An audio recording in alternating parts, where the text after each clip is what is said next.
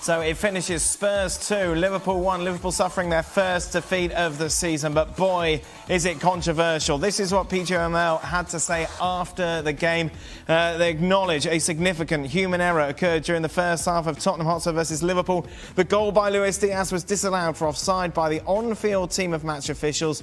This was a clear and obvious factual error and should have resulted in the goal being awarded through VAR intervention. However, the VAR failed to intervene. PGML will conduct a full review into the circumstances which led to the error. Two things. One, if it's checked and they've come up with that decision, whoever is in the VAR should never be in there again. Yeah. And two, if it wasn't checked, whoever was in the booth should never be in there again.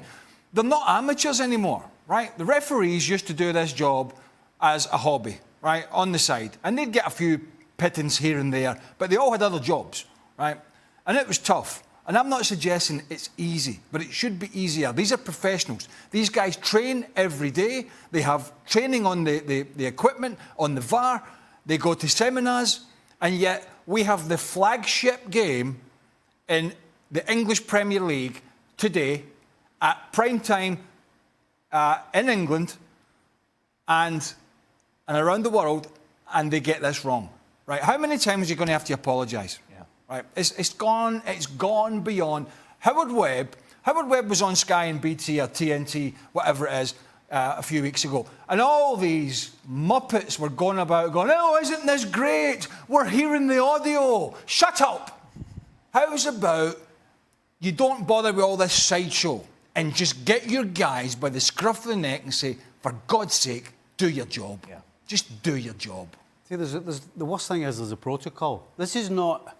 When you're in the VAR booth, if you think he's onside, then that's fine. You don't need to bother checking it. There's actual protocols that, regardless of whether you think it's on or off, you're supposed to do. That's your job. It doesn't get any more incompetent than what we saw here. It doesn't. And actually, it's down to Howard Webb. He's in charge. He's the guy that's paid a lot of money to train these guys, to put them in a position where the outcome is the correct one. So, yes, the guy who was supposed to do it needs to get his papers, but so does Howard Webb. He's the guy that's supposed to train these guys, and he clearly isn't doing it. And again... Like I told you people that we are going to be talking more about the controversial moments of the Liverpool versus Tottenham game, or the Tottenham versus Liverpool game, in which Tottenham won. Here we are with Steve Nicol and Craig. We are back again. Even Dan Thomas, we are talking about VAR. And like I kept on saying yesterday, I said it so many times, that we are making a mistake of actually blaming the actual technology, but the people who are actually doing this thing.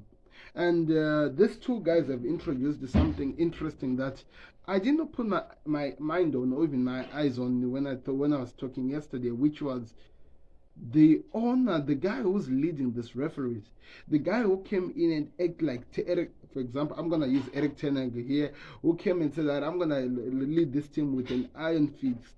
The team of the officials, the Premier League referees, who is Howard Webb. He talked about how much he was going to be leading and how much he will make some important decisions which are really going to be important. And he said that he will charge and he will make sure that the other teams feel that their officials, their leaders, and there should be some things that are done. But this is the problem. If you are going to be treating the teams with an iron fist, if you're going to be leading against the teams, that if there is a mistake, you will call for it. And if all the Premier League teams are going to be suffering from your decisions, but your own people are not suffering from your own decisions, then there is a problem there. And that's where we are now, right now, with Howard Webb. Because he is being paid so much money. These guys are going to so many seminars, like what Craig is talking about here, where they're expected to really iron out what they are going to be doing as referees, where they're expected to do exactly something better. And he comes here and he says that he will make sure that the Premier League and the teams understand what they are here for. But how do we understand what they're here for when their own job, which is meant to be basic, they're not even getting correct? Because Steve Nicol repeated on this thing. He said that there is steps that you follow. There is a steps that you follow with any goal that goes in, with anything that happens. And they did not do their job. They did not do their job. And the fact that we are all here still crying about it just tells you how much this was really terrible.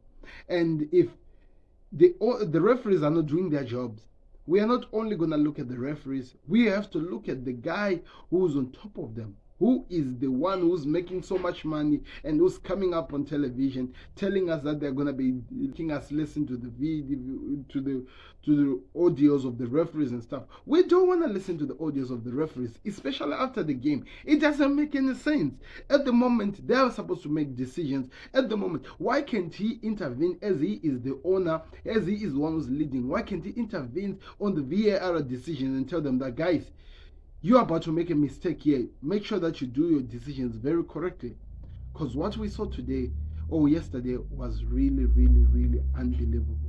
So I don't know. I want to hear your thoughts in the comment section on that. This isn't a VAR issue. It's the people who are operating VAR. No, it's not VAR. People, because there are one or two clowns out there who go, "Oh, I don't like VAR." It's not the equipment and the technology. It is the humans, right?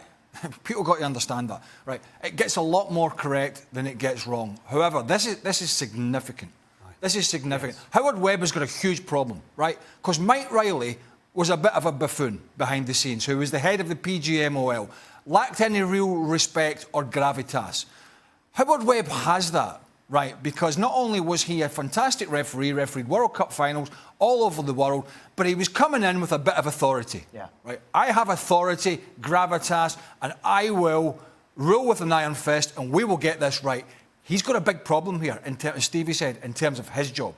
Because if he doesn't cut those people loose that are making these mistakes, then he's going to have to go. There's too much money at stake here.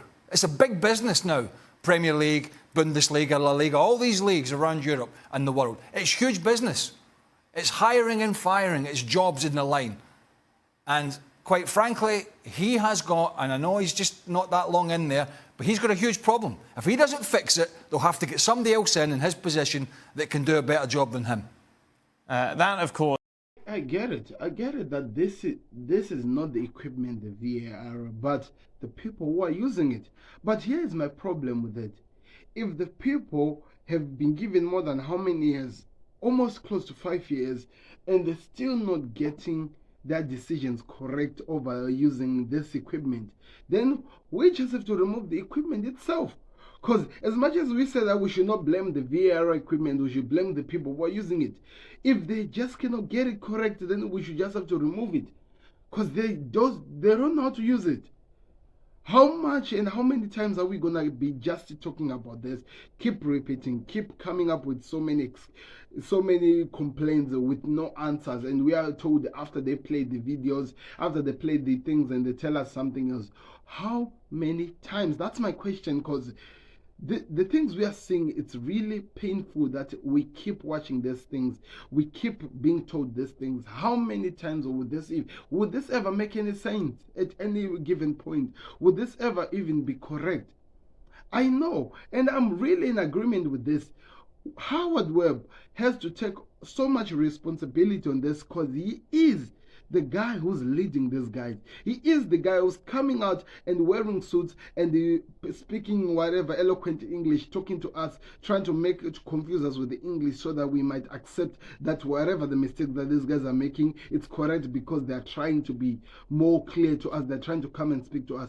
He is making so much mistakes and it is affecting the game as we know it. It is affecting the game as we know it. And as much as we are going to look elsewhere, we cannot continue with these types of errors, with these types of decisions, continuing happening again. Something has to give, something has to change. And if that doesn't happen, if this doesn't happen at any time soon, we are going to be in trouble. We are in trouble because as much as they talk about how much money they're using, let's talk about the people who are bringing that money to them, because they keep putting their money on the line every single time, and they're given everything that is not even at 90%. It is at 33% of performance with the people who are supposed to be the people who helps the game move forward. it's just too much. I'm telling you, it's too much. Is one of the big talking points, Don. The first one that we saw, though, was the Curtis Jones yellow card that was given initially, and then VAR told the referee to go over to the monitor and he upgraded it to a red. Is this right? I think it's the right thing to do. I think it's the right thing to send the ref to the monitor to make sure and to clarify that what he saw was worth upgrading to a red card.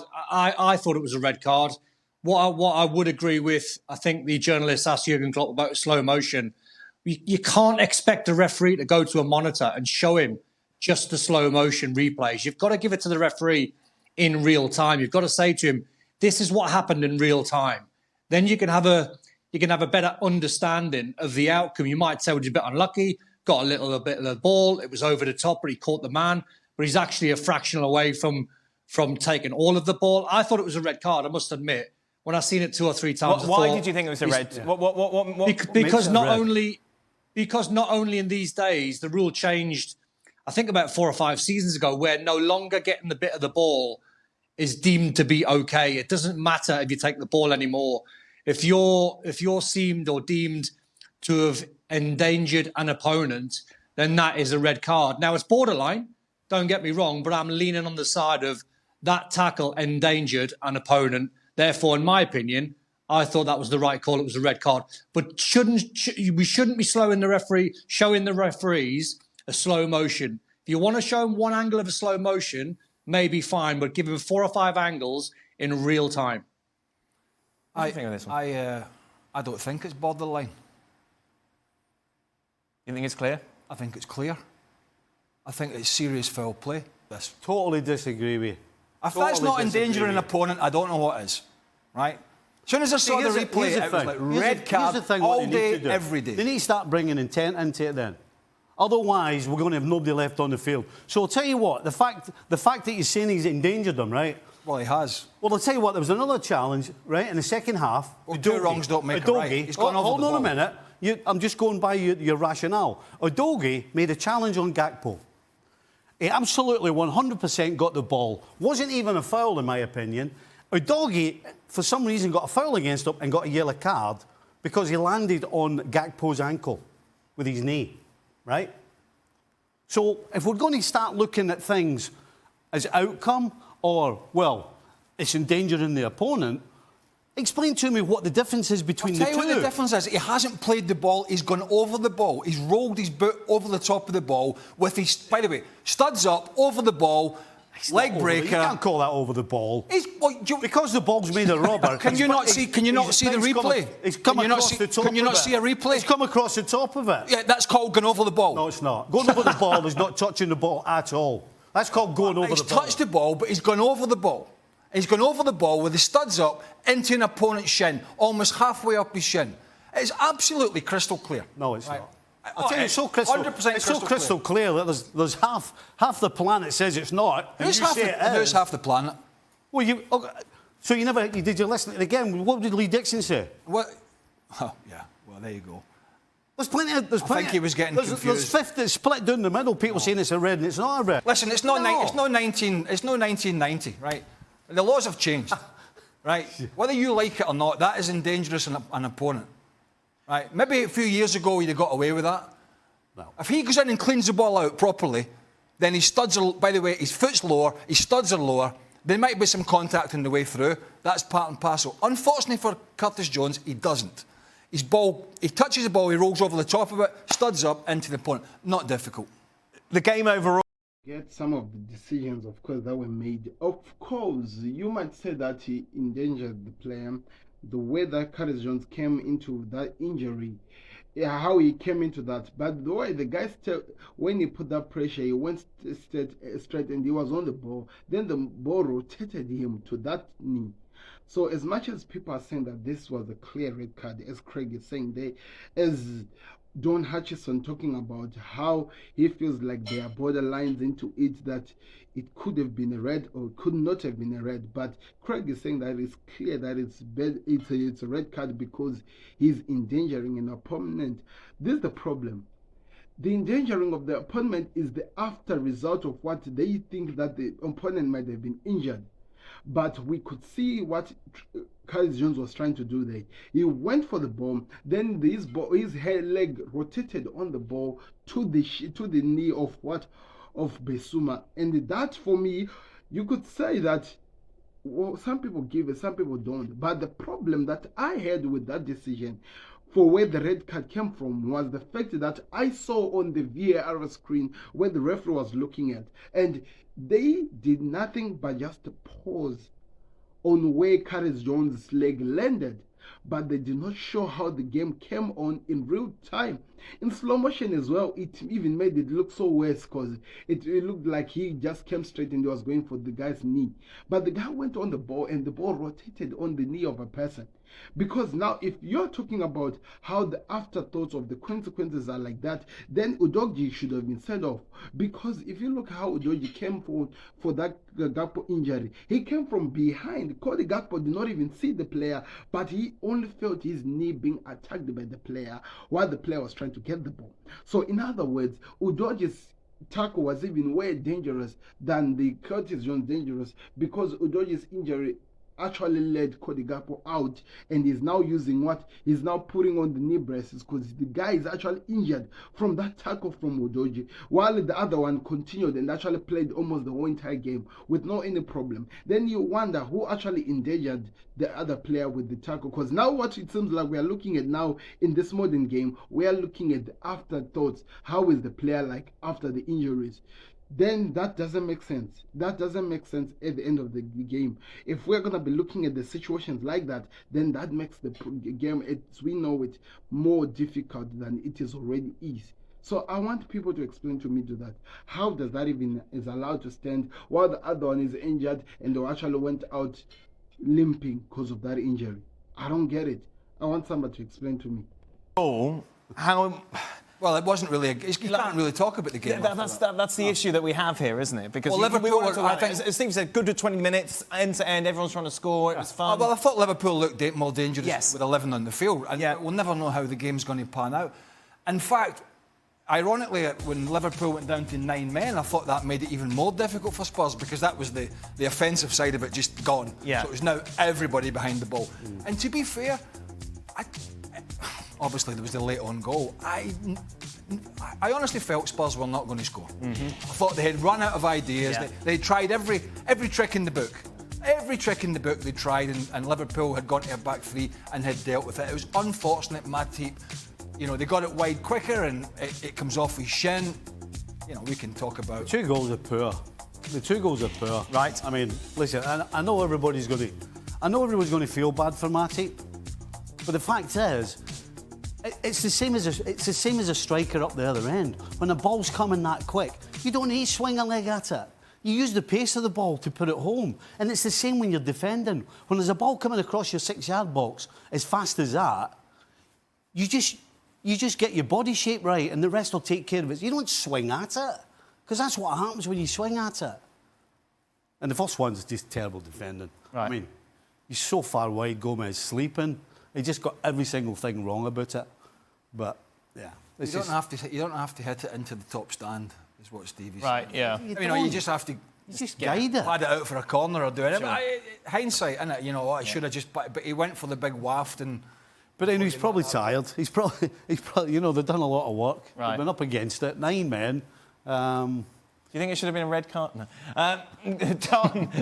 I think one thing that we can say is that we have learned so much about Liverpool, and if this game had continued with 11 men like it was, it could have been one of the most crazy and dangerous games we would have seen.